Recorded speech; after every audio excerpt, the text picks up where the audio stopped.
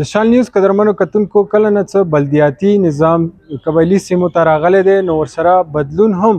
منځته راغلی دی ویلي چې اوس ویلیج چیرمین او کونسلران د خپلو علاقو تعمیرو ترقۍ دپاره ډېر زیات کوششونه کوي د پاراچنار په ګورنر هاوس کې د بلدیاتي نمایندګانو یوه غونډه جوړه شوې وه چې پکې په زناناو او په نرینهو سامانونه هم تقسیم شول دلته موږ سره چیرمنان موجود دي هغوی نه پوښتنه کوو چې د کوم بلدیاتي نظام دی او د کوم سامان چې تقسیم شو دې نه به هم ته څه پیدا میلو شي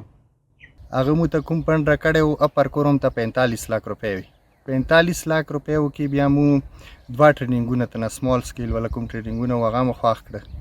څنګه کې میډوایپ مسالې ډېرې وي خاص کر ډیلیوري حوالې سره کوم دي مو زنانهو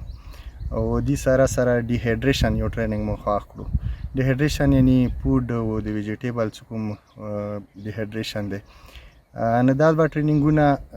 15 دین تقریبا میډوایپ او کې ام یو کې پاراچنار او درې ورځې د ډیهایډریشن هغه المستفا کیو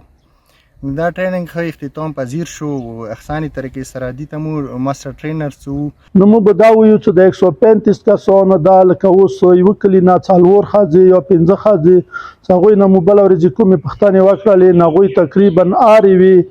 لکې کې یا هرې وي 20 کور نه تقریبا هغوی 15 ښځې ټرین کړي دي نو دا کوم طریقې کار و دا داسې وخت څار کلي کې بلدیاتو نه پرشان شولو نو هغوی اوس هغه ډېر اسانه طریقې سره کور کې سبزی وچول دي یا هغوی نه جیم جوړول دي یا هغوی نه